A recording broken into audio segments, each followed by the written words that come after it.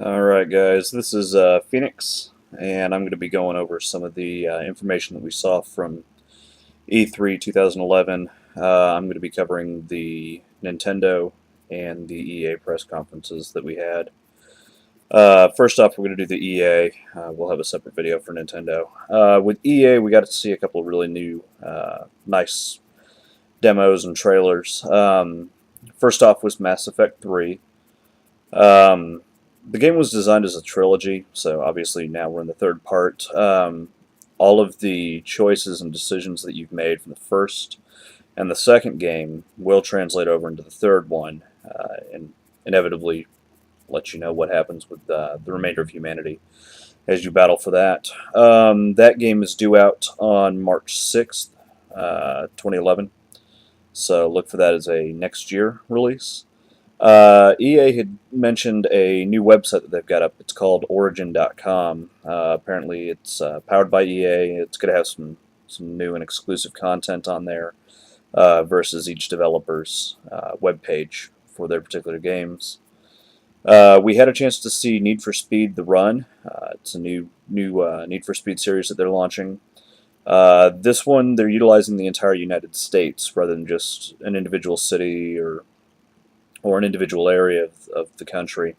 This will be across the entire United States. Still going to use the autolog system, except they're going to be adding the functionality of putting that into career and story mode. You're going to have some new foot and running based gameplay, not just driving along. During the trailer that we had seen and the gameplay that we had seen, it appears that you're going to have button sequences, kind of like Gears of War or some of the other games where you have to do button timing and button sequenced gameplay. But Need for Speed: The Run, it looks really good. That's probably going to be a day one buy for most of us. We had a chance to see another trailer for Star Wars: The Old Republic. Game looks amazing. Very detailed, very graphic. This trailer that we watched was a lot more in depth, kind of lets you learn a little bit more of the history between the Old Republic and the Empire and where the story is going to be going. From there, we transitioned over into SSX. This will be a global-based gameplay. You can play anywhere beginning in Alaska, the Great Wall, several other areas. We saw 3 game modes that they've added to this, or that'll be involved. You get your standard runs, and then they've added a new one called Survival, where you have to survive an entire run through there. That is due up in January 2012. After that, we had a chance to see the new FIFA 12. They've built a brand new player impact engine. They've added a new dribbling function for the offensive side. And then they've designed and built a new defense system as well. So it looks like they've added a lot of functionality to FIFA. It's not one that Fanboy and I have played at all. But of course, being that it is the World game, this might be one that I'll pick up for a rental, and we'll probably get a review on that later on. They've added a EA Sports Football Club, which is kind of their live service, kind of like the Autolog is for the NFS series. That will allow you to select your favorite club that you like to follow, and you can kind of help build the rankings in the overall scheme of things. From there, we transitioned over into Madden 12. Peyton Hillis is going to be on the cover of Madden 12 this year. In the game, EA has gone in and they've updated the collision system, so that's going to lead to better tackles, better system design. You've got dynamic player performance, and they hinted on building more of a dynasty. So I'm thinking this is going to be a longer type game. Your actual gameplay will still remain the same, but you're looking at a longer time frame for gameplay. That's going to be due out pretty quick. August 30th of this year is supposed to be its release date. From there, we had a chance to see Sims Social. This is going to be a game that they've designed for Facebook. Looks like they're trying to take Zynga on in getting the social gaming going on Facebook.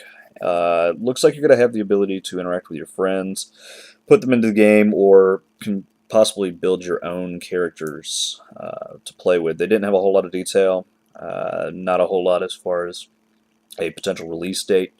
They just said coming soon. From there, we had a chance to see a new game from Studio 38, a game called Reckoning, and this is going to be a large open-world RPG. Looks like we're going to have a lot of gameplay and a lot of story in there. They're talking many hundreds of hours worth of gameplay. So similar to Skyrim in that regards. That's going to be out in 2012. They didn't give a quarter or a schedule release for that, just 2012 for now. We had a chance to see Insomniac come out. Normally they have built the Ratchet & Clank series for just the PS3. They are diving into a new multi-console first-person shooter game.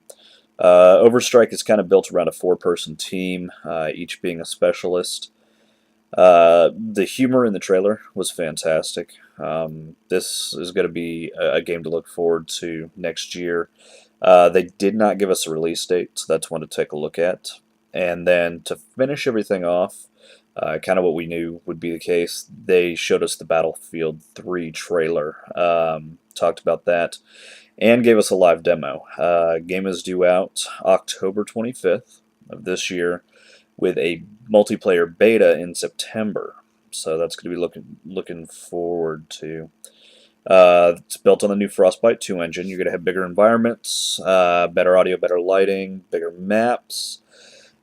We happened to see a trailer while they were showing some of the multiplayer, where it appears that you can actually destroy part of a building in the multiplayer combat, and that building can fall down and tear apart the enemies. We saw full building destruction like this in Battlefield 2, but this appears to also be isolated now in Battlefield 3 to just the individual sections of a building. So say there's a balcony, you could knock off just that balcony and have that land down on there.